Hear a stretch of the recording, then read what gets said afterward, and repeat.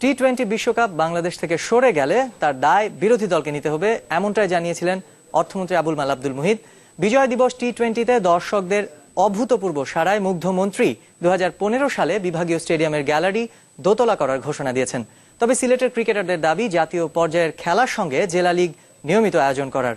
সিলেট থেকে গোলজার আহমেদের রিপোর্ট।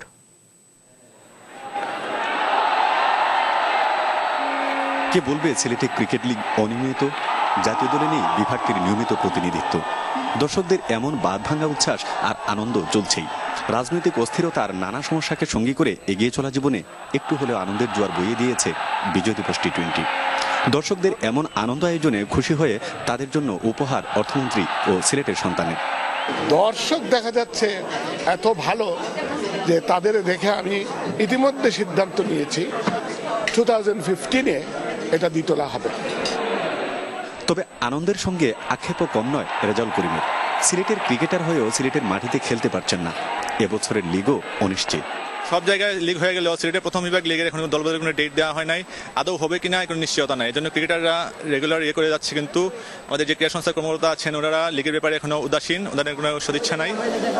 কিন্তু সংগঠকদের প্রতিনিধি হয়েও জায়েদ আহমেদ সেসব ভুল পেছনে ঠেলে সামনে টি-20 বিশ্বকাপের জন্য প্রস্তুত হতে বললেন সবাইকে।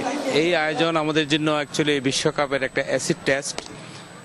এই আয়োজনের পরে আমরা বুঝতে পারবো যে আমাদের লেকিং কোথায় আছে। তবে সেই বিশ্বকাপ হবে তো? শঙ্কাটা যে বড় তা স্বীকার করলেন অর্থমন্ত্রী। দায়টা চাপালেন রাজনৈতিক প্রতিপক্ষের উপর। দোষী হোক কৃতিত্ব হোক খালেদা জিয়া, এই 5 তারিখের পরে এটা যদি কন্ট্রোল না করে যায় তাহলে যদি আইসিসি চলে যায় আমাদের কোনো কিছু বলার থাকবে না। উনি দেশকে পছন্দ করেন না, এমন সব কাণ্ড করেছেন এই দেশের বদনাম।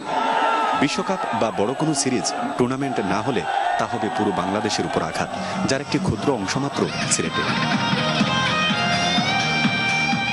গুলজার আহমেদ, চ্যানেল 24, সিলেট।